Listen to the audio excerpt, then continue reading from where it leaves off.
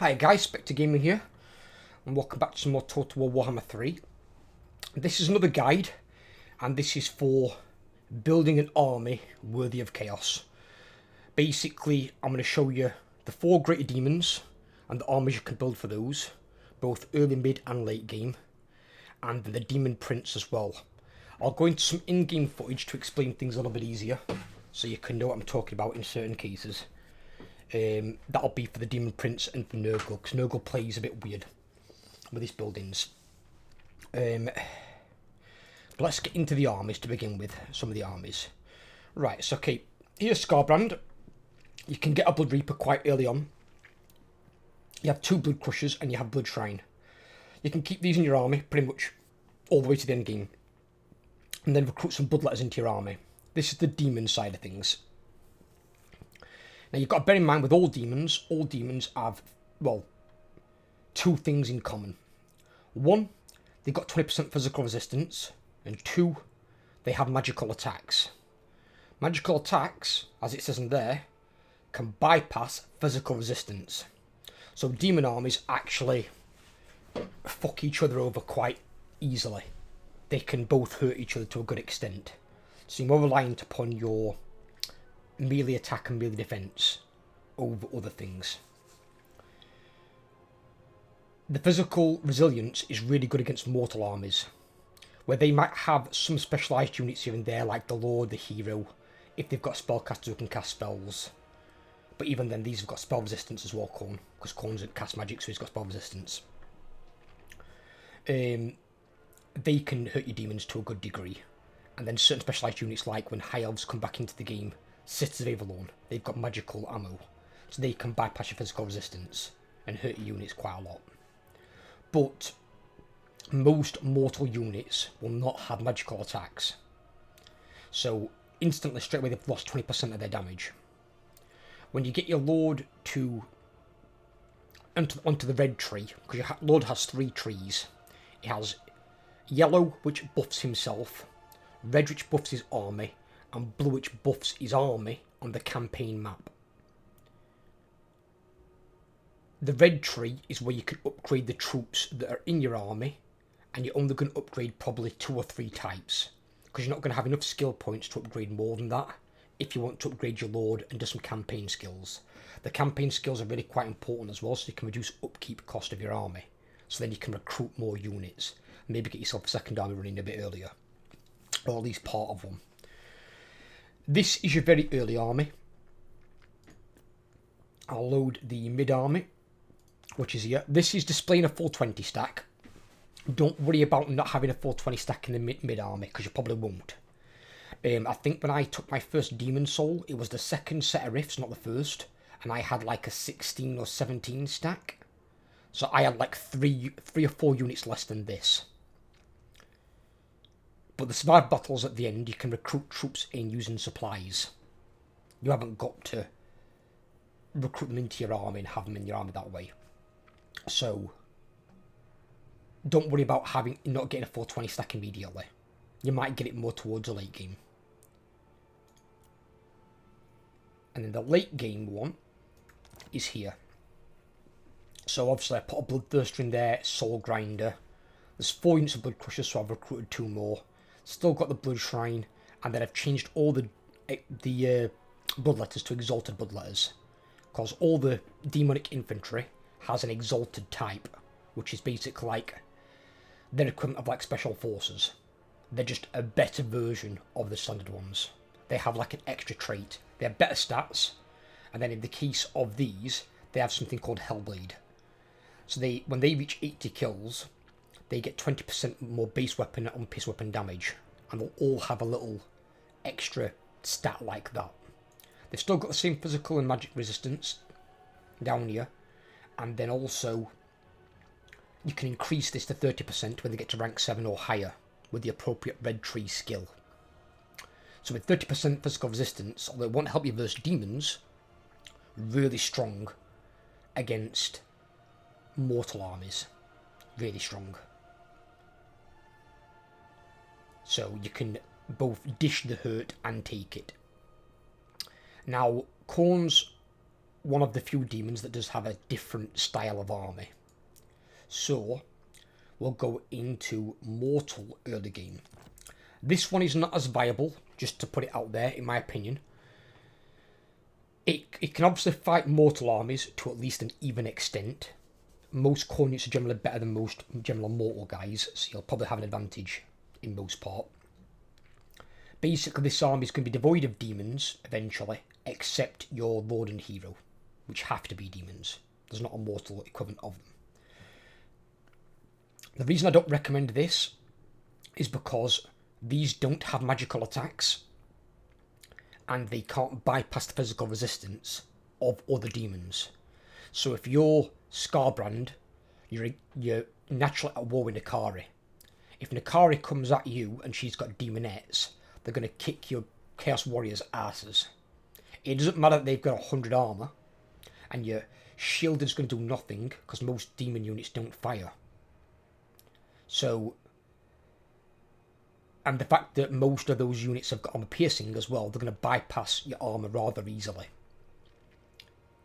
But you can't bypass their physical resistance. So they're actually going to be more tanky than your infantry. So I've built this army to show you, because you can go two ways in the red tree. You can go for more the demonic side or the mortal side. It's not advisable to go both, because you won't have the talent points for it, or the skill points for it. You can only generally go one or the other. And having both mortal or both demonic has a bit more synergy with the traits on the first and second parts of the red tree that you're on. The mortal mid-game, again, it's a full army. You know, I've just put these ones in there. There are different types, which I'll show you in a second. And the late game is this. So late game, you've got an extra Bloodthirster in there. You've got a Soul Grinder, which is technically half a demon at least. Oh, hang about, that's the wrong one. And Mortal late game is what I wondered. That one. So sorry, got a Soul Grinder, got Minotaurs. Blood Shrine, which technically, I think that is class. Is that classed as a fucking demon? It is. That is classed as demon. But you've got a Blood Shrine there, but because that buffs your units, it has this ability down here called Totem of Endless Bloodletting. So any units within 35 metres get 5 more melee attack, 4 more leadership. It's worth having one in every army. That's just a good unit. Soul Grinder, the only real range unit, but they can also fight in combat. They're a pretty all-round decent unit. And then I've put in a unit of Minotaurs of Khorne. The 6 Skull Crushers, which are the mortal equivalent of the Blood Crushers. These are more expensive. Not necessarily better than the demons, because again, they don't have physical resistance. They do have Frenzy. They do have this. But they don't have physical resistance or magical attacks. You've then got Chaos Warriors of Khorne with dual wielding weapons, and then 2 on the flanks for halberds. They're basically to like counter monstrous units and cavalry, because the AI will always deploy cavalry to your flanks. So these can beat them head on and take them out. As I said, I don't advise going down this route, because the demonic side, in my opinion, is better. And especially considering you're going to be facing a lot of demons up where Scarbrand is. And you want to negate their physical resistance. With your demon troops you can, with your mortal troops you cannot. So this is not advisable at the moment. This might be more usable in Immortal Empires when that comes out.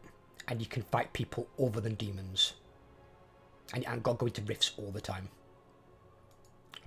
We'll move on to Slaanesh, which is the other one that I've played the most. This one has one type of army you can build. You start with these in your army, and you've got some demonettes. Get rid of Marauders as soon as you can, because they're shit. Marauders are crap. You don't ever want Marauders in your army.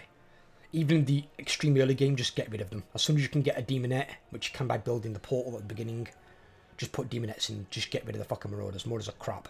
Absolute crap. Your oh god. Nope. Your mid-game, similar sort of thing. I've got rid of those other 2 units and put in Fiends. Some Exalted Demonettes, and then regular Demonettes. These function more like a normal faction as well, because they occupy all the provinces. You don't really need to raise them or sack them. Occupying is viable for Slaanesh. Also for Nurgle and Tzeentch as well. Fiends are technically not cavalry, they're monstrous infantry. But they have reasonable melee attack and defense stats that get higher as they rank up, and as you go up the red tree. Obviously got the physical resistance.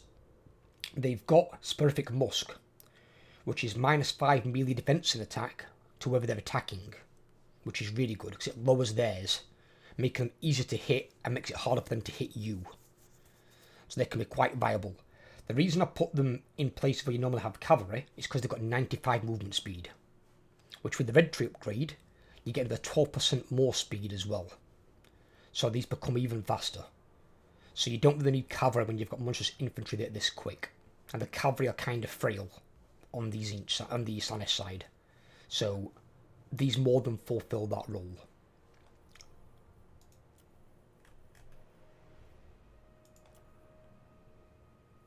This is a Slaanesh late game. I've put in a Keeper of Secrets. You've got a Soul Grinder. There's 5 Fiends, and then all your Demonettes have become Exalted Demonettes. Basically, that'd be endgame army. There's not much that's going to stand against this, because the AI isn't going to build the armies that I recommend you to build. They're going to build a mixed mash of units, where these units are really, really fucking strong and powerful. And these will work all the way through easy difficulty up to legendary, and they'll work against most units. The hardest fight for these is going to be other demons. If you can fight against like Kislev, dwarves, things like that, these will have a fucking field day, because they've all got to get past your 20% physical resistance, and they have little to no way to get through it, not to any decent extent. They can't field enough units that have magical attacks to make that dent. So these can really cause some hurt. And the fact that they've all got armor piercing as well, even the armoured troops are going to get really fucked over. And then you've got, like, these have got as well, like, Charmed, -8 melee attack. So they've got even less chance of hitting the Demonettes.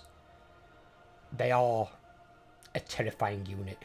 They've got Soul Scent, so they can gain up to 25% more armor piercing weapon damage, and up to 20 more melee attack when enemy units nearby are wavering. So mortals again there with like a lower leadership, or ones you're breaking, are going to really struggle versus these. These will be Skaven murderers. Anything that has really low leadership, Skaven, greenskins like on the non-Black Orc side, anything that can break relatively easily, they are going to murder through units. Because once one starts routing within 30 meters, they're getting their buff. When multiple units start routing, these go to like fucking Super Saiyan 3 mode. And especially with the red trip grades as well. Because at rank 7 again, they get 30% physical resistance. That's almost a third of your damage negated completely. Just gone.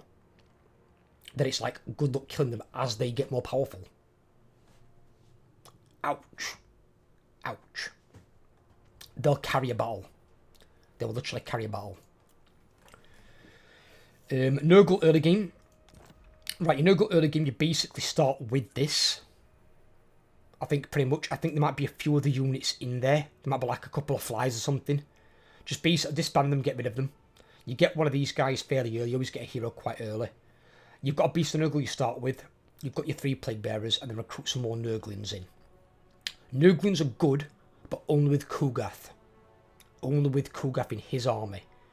Because he's got both his red tree upgrade, and then he's got his yellow tree. He's got an additional yellow tree above him like the Legendary Lords do, in most cases. And his benefits Nurglings. So Nurglings actually become quite tanky. They're not high in the kill potential, but they are very, very tanky. And they become a nightmare to shift. So in the early game, you can take some of these while you whittle away at them. You've got to be selectable with Guth. Guth, normally your best option would be to make him a spellcaster. But, or at least like I have done with Akari. But Akari's got really high combat stats. So you can put it into spellcasting, and then a little bit into her melee tree. You won't get to the end of it, but you don't really need to, because she's got really decent stats anyway. Guth, as you can see here, hasn't got as good stats. He's got 50 and 55. Nakari's got something like, I think, 70 and 60. She's got ridiculously high melee stats. And they get even higher as she goes. So with Guth, you don't want to actually put him into the magic tree. Leave that to the hero. Get a hero and give him magic, because the Nurgle magic is actually quite strong. So he can cast the spells for you. Guth, and again, he only gets Arcane Conduit, not Greater Arcane Conduit. Only Tzeentch gets that for some reason, even though Nurgle and Slaanesh should have it. Hit the end of his yellow tree basically turns him, as well as other Great Demons of Nurgle, into a Mortise Engine. The Mortise Engine effect is when they go into combat within a meter range, but I think for Mortise Engine it's 40 meters, and that's things both above and below you. So like if something's on a bridge above you, they'll also take damage. You put him in combat, he just does constant damage every second. It's ticking damage while he's in melee combat. So as long as he's in melee combat, he'll do constant damage. Now bear in mind, Nurgle is one of those armies that hasn't got a great deal of damage potential units, unlike Khorne and Slaanesh. Like the Plague Bearers, they've got magical on poison, they haven't got any armor piercing. They've got armor piercing damage on the base stuff, but they're not got the armor piercing trait. When they've got the armor piercing trait, the majority of their damage is armor piercing, so they kill things a lot easier. What Khorne has got is tankiness, so they get plus 9 melee defense when engaged in melee combat. So they become even harder to beat and kill. And bear in mind, that's 9 melee defense on what they've already got, 32. So you're talking, 41 melee defense. And that's just a basic Plague Bearer.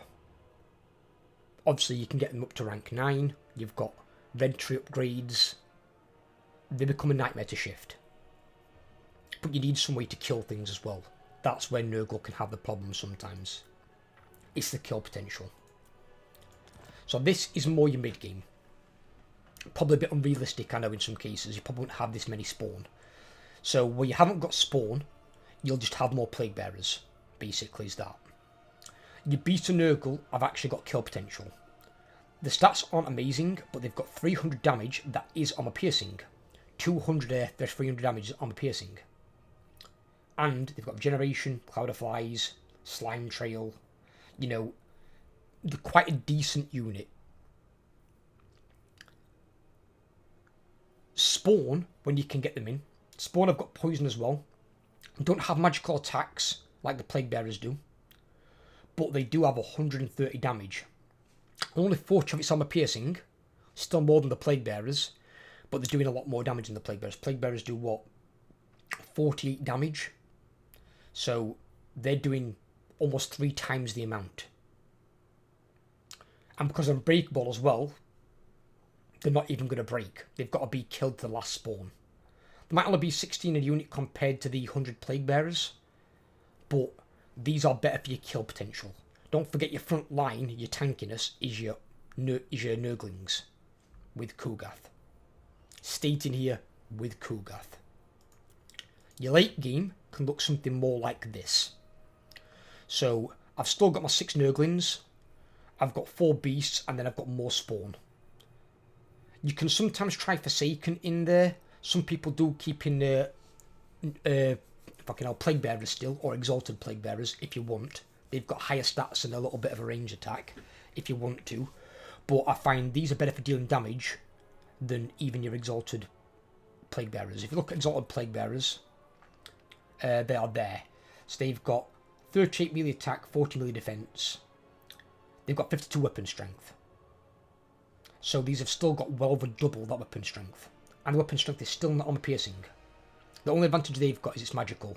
So they can bypass the physical resistance of other demons. Now these obviously don't get physical resistance either, where demons do.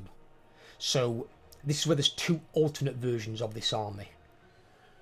One, you can put in probably 2 or 3 more units of Beast of Nurgle, and then put in 4 Plague Bearers, and then Exalted Plague Bearers, 4 or 5, based on how many you want.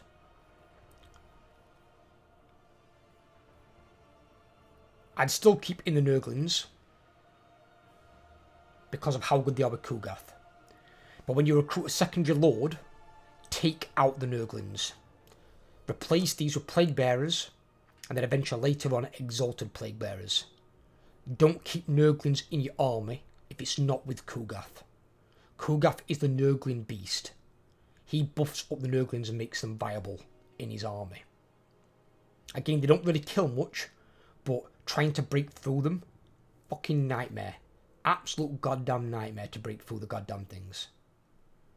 So, with him, I'd probably take at least 4, but probably no more than 6. You don't need an entire army of the things because they can't kill much. You do need other things in there that can hit. But a good quarter of your army with Nurglings, they'll hold against fucking anything. They're an absolute nightmare to move. When you've got him and the appropriate buffs on them, they become a problem. So there's 2 types of armies there that you can build. If you need to see the one that's non-Kugath related, it'd basically be your early game, it'd be these. And then, just for people who are brand new, your late game you'd upgrade them to these. And that's basically the difference you'd do. So you just basically switch them out. So you wouldn't have any Nurglings in the second army. You'd have these guys and these. Now you can build this with Kugath as well if you want. But if you're going to build this with Kugath, don't then take any of his skill points into his Nurglings, because they're wasted points. But because the Nurglings are so cheap, actually really funny units in the field as well. They're just worth taking some of them with Kugath. They really are. They're all-round good troops. You can put in as well, obviously, somebody will say, oh, why have you missed out this? You can put in Soul Grinders, because yes, they are good units. And you can put in a Great Unclean one. I was just showing for the purpose of the main units, because these you'll get even later on. I'll explain something in a bit with the buildings with Nurgle of why I didn't include these. These technically I could have included, but this, you'll see why they're a bit difficult to get. I will show later. But I want to go for the units first. Tzeentch. A Tzeentch early game with a melee army. You start with these 2 units, you can get a hero. Again, you're looking, in this case, you're getting Forsaken rather than your Blue Horrors, because you're going for a Tzeentch melee army. As weird as that actually sounds, but with Tzeentch's shield on his troops, they become quite fucking viable. This is like your mid-game, so you'll have Tzeentch, Spawner Tzeentch. Spawner Tzeentch are actually really fucking good, because they get armor sundering. So basically, it's almost like having armor piercing on your goddamn spawn. Because the enemy army instantly loses 30 armor the unit you're fighting. So, if they have 100 armor, they've now only got 70. You take 30 armor off them. And then these have also got a shield you've got to get through. Which, the one problem with Spawn is, because they're a bigger unit and they've not really got much in the way of resistances, they're rather easy to kill.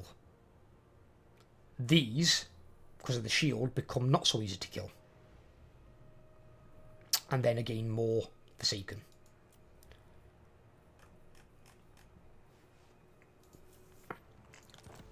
And this is more your late game. So you're basically replacing your Forsaken with Spawn, because these have got more kill potential. Because don't forget, with a melee army, the one thing of a melee army is you're looking to try and break your enemy as fast as you can. That's why it's a bit of a problem with Nurgle. Because Nurgle can stand and hold all day long, but he doesn't have much things that can break the line. That's the problem that Nurgle has. But in combination with some units that can break and hurt, and then magic, Nurgle can be very effective. Also with infections and diseases on either your enemy or yourself, to buff you and nerf them, injure them as well, you can make him work. I've put in some Chaos Knights. I've not put in the flying ones. I prefer the grounded ones. 4 units of those for the flanks. 3 chariots and my Soul Grinder. Obviously, you can put in another Greater Demon if you want to, but I find probably one of the few people not worth taking a second Greater Demon is Tzeentch. Because you're going to have one probably leading your army anyway. He's going to be a spellcaster because they're not great in combat. His stats are 35 melee attack, 20 melee defense. His melee defense is like that of a fucking Empire swordsman. It's absolute garbage. You don't want this guy anywhere near combat. So, I would actually go on the opposite of this and not recruit a second Greater Demon. because you can't cast any more spells because you're now capped at 100 winds of magic. So the days of having 3 and 4 sorcerers in an army are gone. You're looking to have 1 sorcerer, and then obviously because this is how the hero works, you've got a backup sorcerer. I mean, this is the hero. The fucking hero's got more melee defense than the goddamn lord.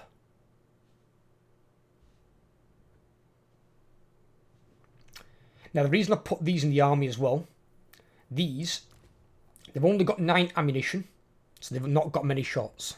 So you don't want these on free fire. You want to take them off free fire and target specific units. But they have got 1.4k damage, which is a fuckload. So whatever they hit, they hurt. And they hurt a lot. What I do with these is, I hunt down enemy lords and heroes. And if they've got single entities like soul grinders, you can hunt those down as well.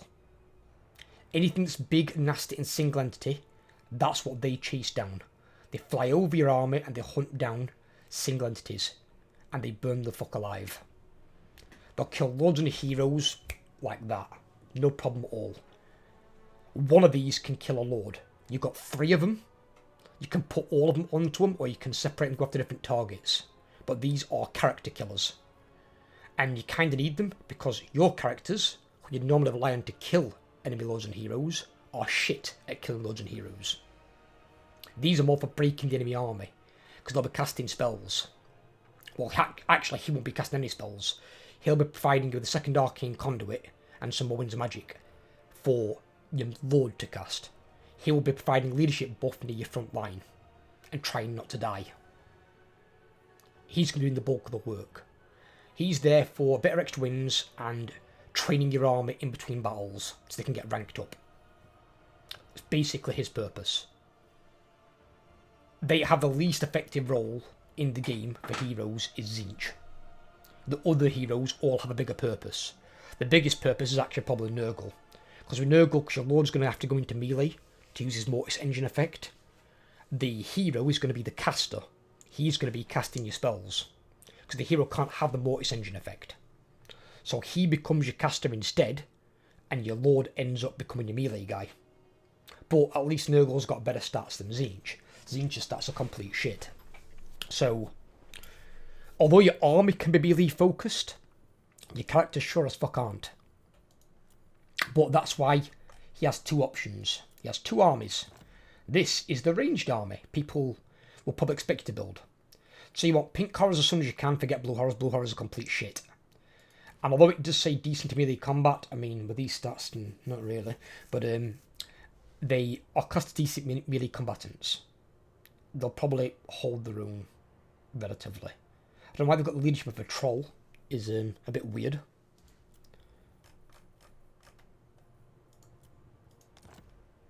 This is more your mid-game. Again, here I've put in some Forsaken. They're going to act like your front line. You don't want more than 5 units, because the bulk of your army is going to be ranged. So you've got your Soul Grinder, you've got your Character Chaser. I've got an Exalted Pink Horror unit in there with some normal ones. And yes, these guys all do look like Slimer, just in pink. Your late game looks more like this. So you replace your Forsaken for Spawn. Spawn can hold your front line just as well, and they're unbreakable. So unlike Forsaken, they don't break. These will just stand there. And when they've got the shield up, they're also pretty tanky. You've got all Exalted Pink Horrors, your 3 Character Hunters. If you don't want 3, you can take 2. You know, you aren't got to take exactly 3. You know, you could put in another Soul Grinder or put in another unit of Pink Horrors. You know, you can work with it. But this is what they'll work like. This is probably more traditional Tzeentch army because it's ranged. Because they do the range stuff. They do quite a lot of range damage. But you don't want blue horrors in there. Even beyond your early game if you can. Because blue horrors have got very little ammo to inflict a lot of range damage. And blue horrors are shite in combat. So your front line's not going to hold very long. So you want something else to hold other than them. But that's basically how your Tzeentch army works. What I will show you now is your Demon Prince. Demon Prince, this is kind of your starting army here. There are 2 units missing, which is Marauders and Chaos Hounds. The reason they're missing is because they're not on this roster. I don't know why they're not on this roster, but they're not. So you can't put them in. But you start with 2 Nurglings, 2 Blue Horrors, a Pink Horror, and a Bloodletter, Secret Slaanesh, and Plague Drones. The reason I put the heroes in here, you won't have 4 heroes, you'll have 1 hero. But what it does at the start of the game, you can auto-resolve an Empire army nearby. It's, well, army useless, to be fair, it's a load of shit. So you auto-resolve, you don't lose anything. You then occupy Doomkeep. When you occupy Doomkeep, it will issue a mission. The mission it issues you is to recruit 2 units, and it will give you a hero that you've dedicated that ruin to, which lord. To make Demon Prince easier for you to play, you are better off following one god. You're better off following one god. I'll go more in depth in that now, because I'm going to load up a campaign and show you guys in just a second. This is like a Demon Prince early game as well. So you can see here. So this is dedicated to Khorne. You get a Blood Reaper. You get a load of Bloodletters. Basically, then you're going to start building the same army you built with Scarbrand. With Slaanesh, you can follow Nakari's army. With Nurgle, don't follow Kugath's army with the Nurglings. You want Plague Bearers instead. Because he won't benefit Nurglings as much as Kugath does. No one does. And then with the Tzeentch, you can build either the ranged army or the melee army. But you can build the armies I've already shown you with the Demon Prince. It just depends on which god you want to align with. But you need to choose one of the gods to align with. It's in your benefit to do so. Because otherwise you've got to occupy too many settlements. And bear in mind, in the narrative campaign, you're not looking to like conquer the world. You haven't got the time. It's a bit of a race from the start. Once those rifts start spawning, it's your job to get in the rifts and capture the demon souls. In most cases, you're probably going to miss the first rift, because your arm won't be strong enough to deal with what's down there. So it might be the second rift, or sometimes even the third rift, that you go in. Which is not too much of a problem, because the AI doesn't always go into the rifts. And if they do go in and you're down there, just kill the Legendary Lord. If the Legendary Lord dies, they can't be in the rift. Only the Legendary Lords can go inside the rifts, not the second and third armies. So although they can build more armies than you, they only still have one Legendary Lord who can go down into the rift. The rest have got to stay out. And if you kill them, that's it. They're gone. They can't compete on that rift event. They've got to wait until the next one. So you can slow them down quite heavily. So let me load up 2 of my campaigns for you and show you what I mean. So you have an idea. So if I load up... I don't need that one. If I load up this one, this is my turn 27 one.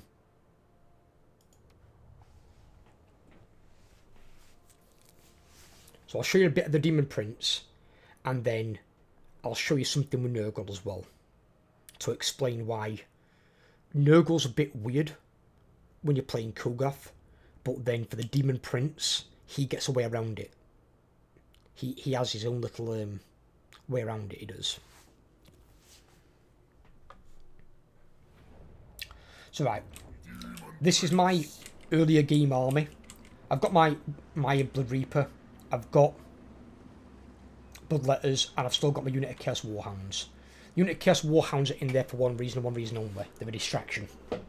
So when I attack a settlement battle, like this one recently I took here. So when I took it, I deployed my Chaos Warhounds on the far side of the city to where I split my army into 2. I put half the Bloodletters with the Demon Prince, and I put half with the Blood Reaper. Because I put those on the far side of the city, near a capture point, the AI deployed 4 units near the Warhounds. The Warhounds didn't need to do anything. They'd already done it, just by being deployed there. They were deployed there, and they took 4 units out of the battle.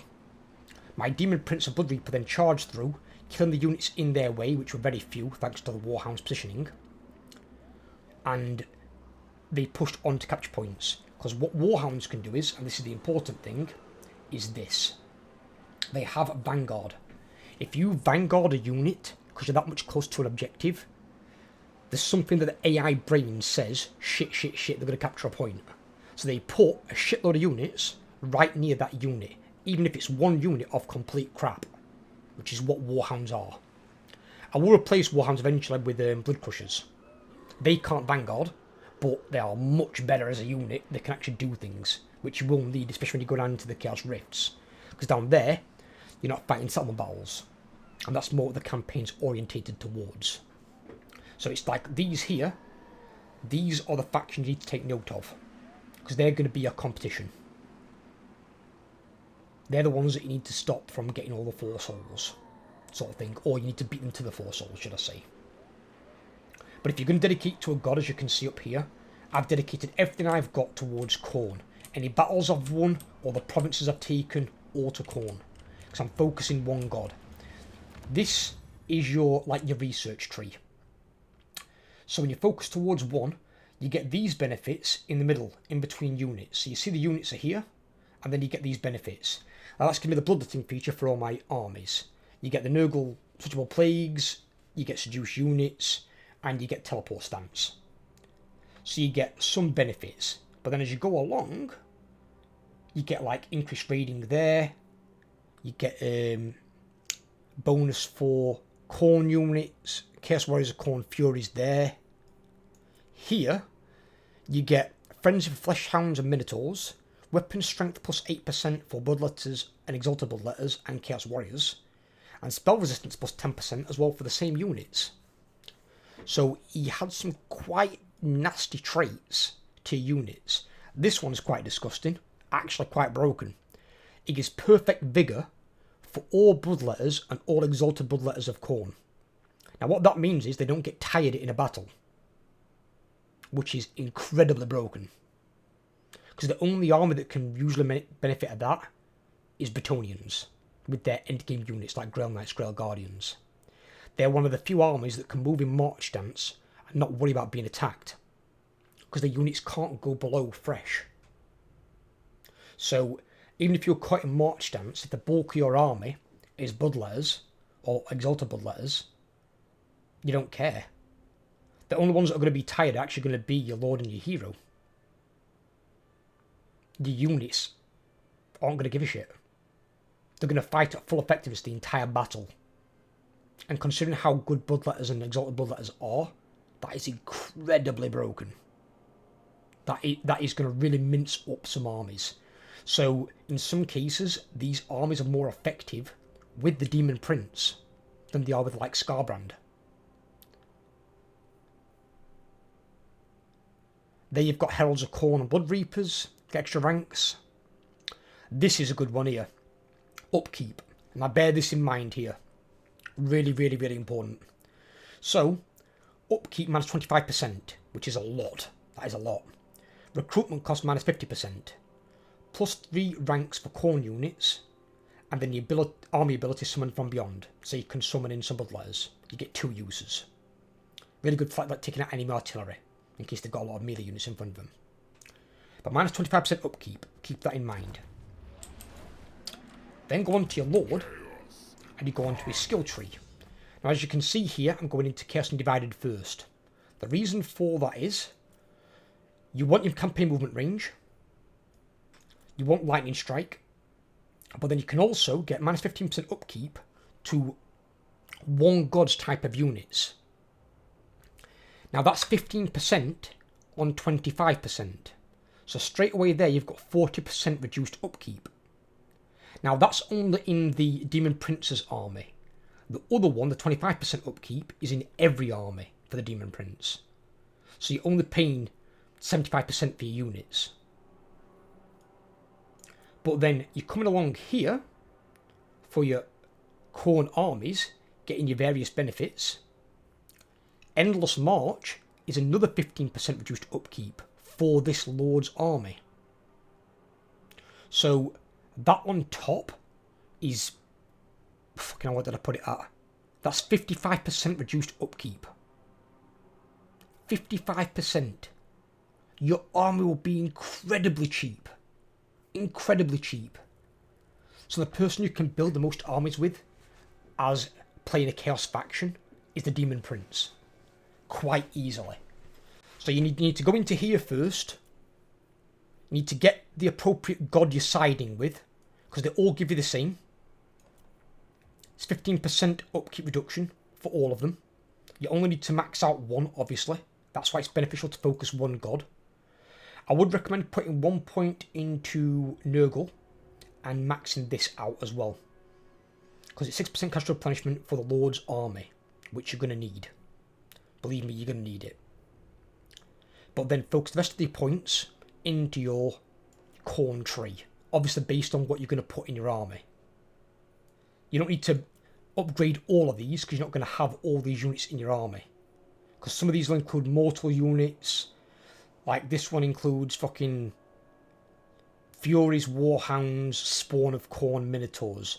You might maybe take Minotaurs. You know, you can reduce it down. That's for Blood Crushers, so you probably would take that one. That gives some experience and character leadership. So he also trains your army, so units can rank up faster. So, but you can have an incredibly cheap army with him. Ridiculously cheap army. And you can synergize that with this. But then, there's another feature on top as well. Check this one out. So, I was looking around last night and I kept noticing this little symbol. Armaments of War. I noticed one had got a green tick at the side of it. It's actually like a set bonus.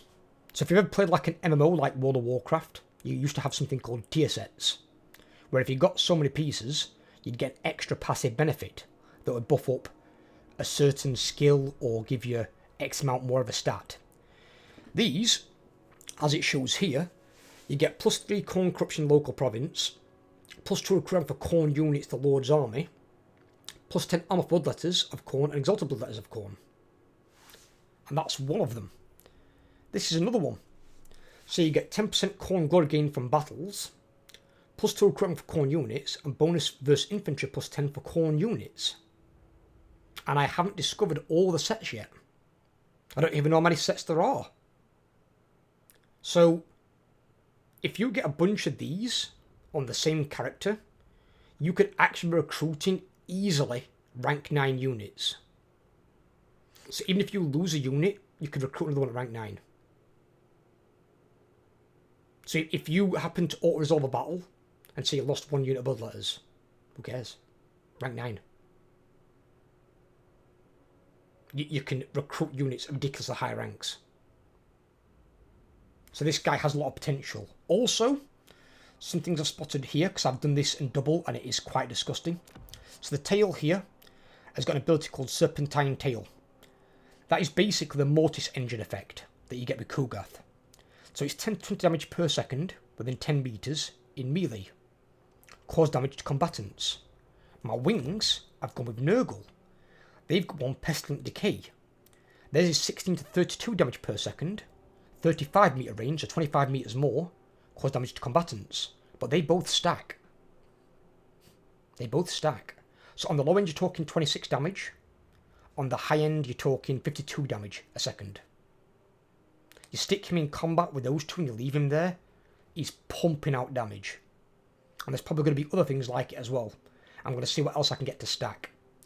So there are a few other features you can do, being that he's very customizable compared to any other lord in the entire game, even from Warhammer 1 and 2.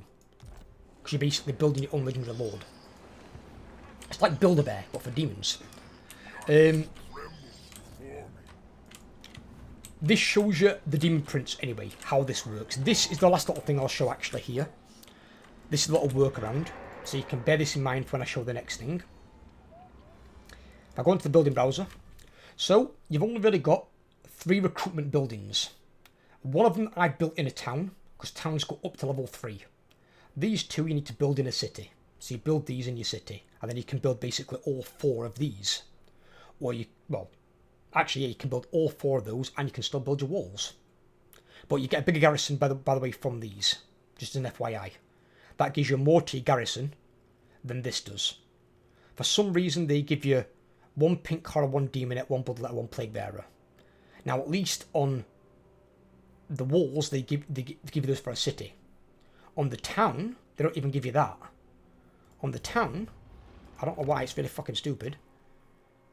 They give you the same 4, well they actually upgrade them slightly there, So you get Nurglings, which become Plague Bearer. You get Marauders of Slaanesh, that you still get to keep Marauders of Slaanesh. Chaos Warriors of Khorne remain Chaos Warriors of Khorne. And then Blue Horrors of Tzeentch, that remain Blue Horrors of Tzeentch.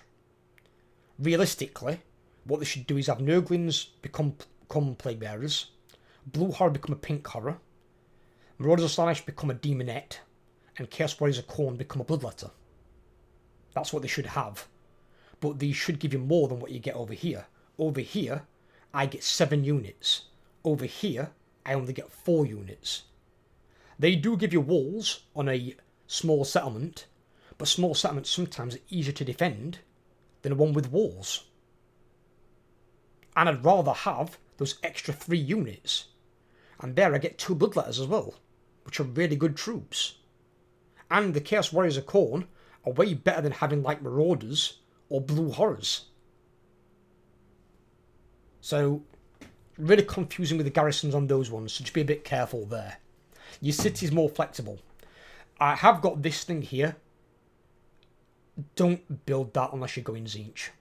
Because you don't want Tzeentch corruption in your territory if you're going any of the other 3 gods. So just be aware of that. But that's minus 15% to your recruitment cost if you're going Tzeentch. If you're going Tzeentch, then fair enough. I think really they need to rework the resource to work for whatever god you're with. It shouldn't just be you've got marble, it's Tzeentch. That's fucking weird. Now the workaround is these are the same 2 buildings for all the gods as this one is for these few units here. So you'll have 2 big buildings for the advanced military for Slaanesh, for Tzeentch, and for Nurgle. Nurgle's the important one. Because what I will do is now, I will load you a campaign I started earlier on, just for the purpose of showing you this, for this campaign.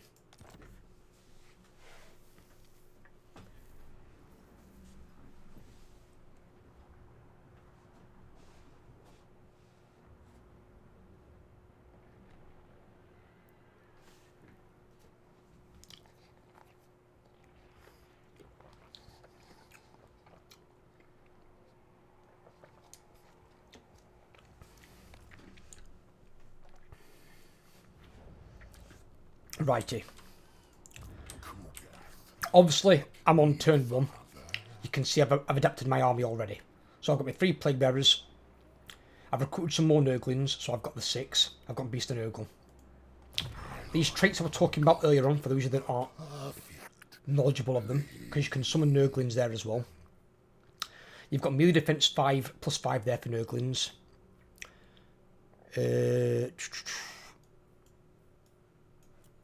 You've got this one here, which is reduced upkeep cost for Nurglings, reduced recruitment cost for Nurglings, and they get regeneration. Unfortunately, they are weak versus fire, but there aren't that many fire spells in the game. And in terms of flaming-based units, probably Khorne. But you can also get an alliance with Khorne.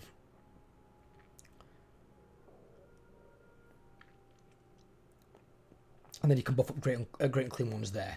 And then you've got your probably other traits for Nurglings, I think, down here in your red tree.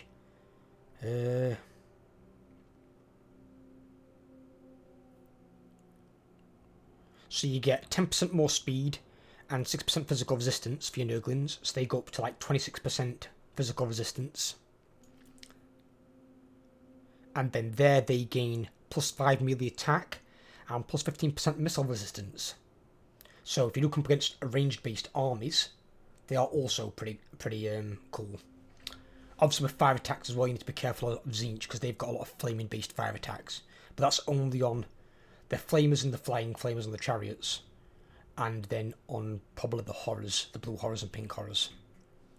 But if they use the chariots or flamers on your Nurglings, they're idiots. Because they're better off targeting your single entities than your Nurglings. If they use it on your Nurglings, they're actually wasting their ammo.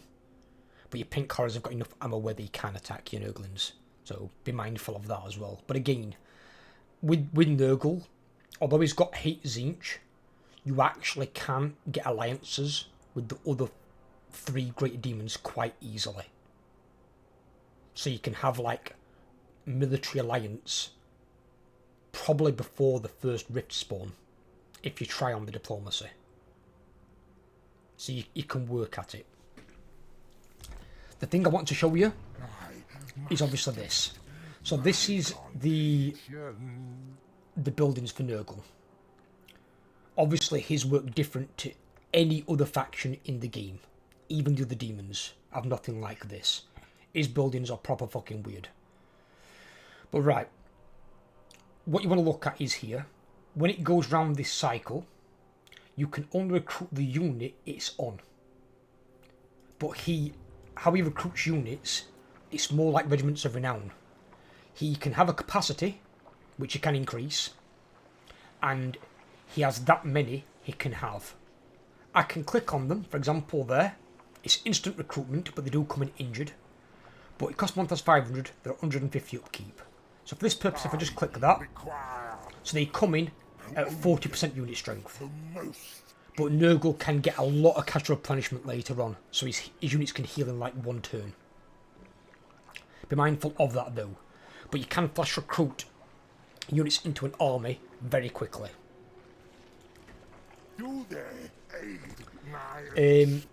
As for the buildings, so the buildings in question, you want this building, so you've got access to your plague bearers, your exalted plague bearers. You want this building. Forsaken can be used if you want to try them. You can try and use them, but you want it more so for your spawn and your soul grinder. Soul grinder for this one is actually only a tier 3 requirement, because you've got to get to a tier 3 building to get past this. Then you can start recruiting soul grinders, where for every other faction they're like a tier 5 unit, so you can get soul grinders a lot quicker. And bear in mind, for Nurgle, they are a fast unit because they've got 75 speed. Most other Nurgle units are rather fucking slow. And then they're also quite decent. But I would avoid going Doomstacks. Doomstacks are unskilled. They're what pussies build. If you want to just have some fun with it, fair enough. But get used to not building Doomstacks. If you've got to build Doomstack to win the game, you don't know how to play the game properly. If you have to build Doomstack. Doomstacks aren't a legitimate way to win the game. There, when you've got enough money to afford one, you want to cheese it and make it ridiculously easy. You can basically, the Doomstack, just go for the game and auto-resolve it. You don't need to build Doomstacks to win the game. And if you do, you're not good at playing the game. Learn to play the game properly. Don't Doomstack. Here you want this building. You don't want either of these because the toads are kind of shit, and so are the pox riders. They're not really worth taking. These are all shit all day long, so don't even bother with that building. Why it's classed as advanced, I've got no idea, because I don't class any of these fucking advanced, to be fair with you. These are all crap. And even these have got, like, you know, ammo and stuff. They've only got like 7 ammunition. So what? The wank. So don't worry about that building. But take this one, because you've got access to Nurglings, Beasts of Nurgle, which are good. A lot of damage, and a lot of it being arm-piercing as well. And then, at the end of it, you get access to your Great Unclean one. But your Great Unclean one requires it to be tier 5. And that's where they would normally be as a Greater Demon, but they are harder to get. Which is why, if you remember early on in the video, when I didn't include the Great Unclean one in the army list, because they do take quite a while to get. Now, you'll notice on here, this is a city without a port, because a port would only have 6 building slots. This one's got your normal 7. So, if you are building both of these buildings, that's 1, 2. If you're building this building, that's 3. You can literally then go 4, 5, 6, 7. These all allow you to recruit Nurglings. You know, flash recruiting possibilities, even if you need them on a second lord, it's better to have them and not have them if you need them to fight off an army. If you have a full garrison of, say, 15, 16 units, and then you flash recruit in, and they get the full turn recovery with a Lord, a Herald, and you get 19 Nurglings, you've then suddenly got a full army and your garrison to beat another enemy army that's coming at you. And that can work. You can overwhelm him with Nurglings while your garrison kills things. When he's got to fight 35 units with 20, and it's Nurgle units that are hard to shift, he's going to have a problem. These units obviously all give more money, kind of like the Khorne one does. So these all give 180. but they give you like a second trait, and they do give you something more towards your garrison. Because your garrison, you don't really start with a great deal. You've got 5 Nurglings, a Plague Venom of Death, Plague Bearers of Nurgle, and Toads of Nurgle. Obviously, as the building goes up, you do get a bigger garrison as you would do normally. Like your top one is 3 Exalted Plague Bearers of Nurgle, 2 Plague Bearers of Nurgle, 2 Spawn of Nurgle, your Plague Ridden, which is your hero, 1 Nurgle, 1 Forsaken, 1 Pox Rider, and 1 Plague Drones. That gives you another Nurgle and Plague Bearer, another Nurgle and Spawn of Nurgle, another Nurgle and Plague Bearer, and another Nurgle and Rotflies. But these also all give you various decent things. That one gives you income and control. That one gives you income cash replenishment rate. Good for when you're recruiting a new army in there. Nurgle Corruption adjacent province and Nurgle Corruption in your own province. And then this one gives you cycle time -2 for basic military buildings, local region. Enemy hero action success chance -20%. Attrition -15% when you're under siege. And leadership +6 when under siege local armies. The cycle time -2 for basic military buildings is these 2 here, and it means it cycles round 2 turns faster. So you can get round the things quicker. So it's a big advantage. A lot of people do consider rushing it really early on. I agree. I would consider rushing this one early on. Growth, I would say, is more important immediately, so you can get your province rolling. But then I'd probably go this one second over the other 2. That one probably you could go last, and then control is quite important in case you're going to be facing like rebellion armies. Because rebellion armies, especially in high difficulties, they build up. They can spawn in between, I've seen between ranks 3 and rank 6. I'm not sure if they can go above rank 6 as yet. I'm guessing they probably can. But they can also spawn some quite difficult units to deal with. So you don't really want rebellions where you can avoid them. One other thing I'll mention while I'm playing Khorne as an extra little advantage or little alternate solution where you can go. So this is did I say Khorne? I meant Nurgle. This is Guth. This is Guth's settlement. So you've got Gutport, which is here. You beat an army there in the beginning. You can auto resolve it. It's all the shit. Stormrack Mountains and Darko Wharf. Problem is when you take these, there's dwarves right there. Dwarves can be a pain in the ass to deal with, especially early on. But even then later on, they can also get a bit vicious as well. Right. There is an alternate solution. Well, there's 2 alternate solutions actually. One is you can come round here. You can take this guy out. And then you've got Burning Monolith and Bloodhaven, which are around here. I'm pretty sure these are Skaven. I don't think the Axe Ruins, I'm pretty sure they're Skaven. Or you can go into here, which is in this campaign, if I continue playing it, where I plan on going. So you've got town, town there, town here, and your city there. So you can take this. It doesn't matter so much if you lose sunken sewers, because you'll be getting this city up here. The idea is, you're backing a bit further away. You've got this area here, which can lead, I believe, onto... Scarbrand's here, isn't he? He's there. So it's not quite into Scarbrand's area, so you're not too close, in case Scarbrand becomes a problem, because it sometimes can be.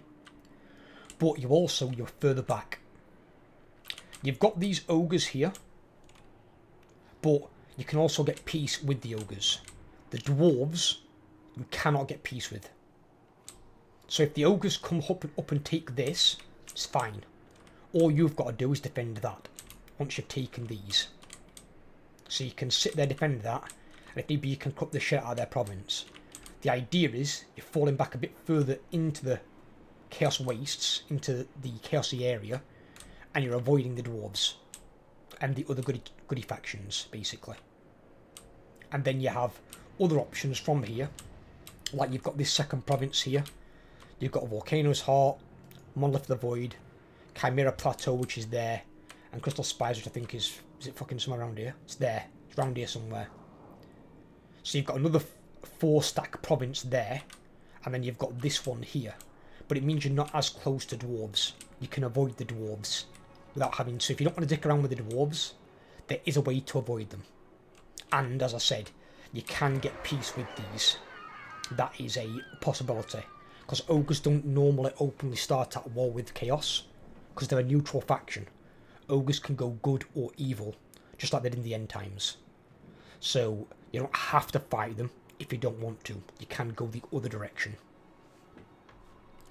And yes, while it does give you missions like this, these missions are optional. You don't have to do them. This is the only thing you have to do.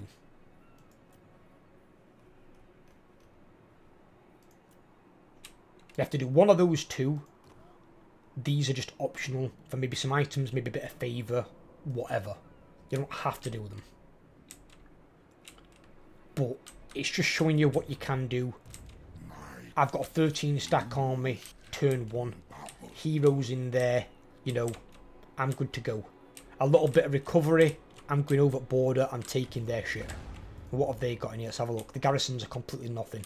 And most of it's fucking marauders and the mortal. They're not even demons. So for me this is fucking free taking. Because mortal units struggle like hell versus demons. The physical resistance is that hard to get through. They don't have much to deal with it. They really don't. They struggle big time. So I hope you guys have found this video informative and insightful. If you think I've missed anything, or anything you want to add, just leave me a comment down below. If you enjoyed it, give me a thumbs up. If you're new around here, please drop me a subscription. It's free, helps grow my channel, and I really appreciate it.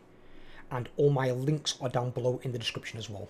Take care everyone, have a great day, stay safe, and I'll speak to you all very, very soon.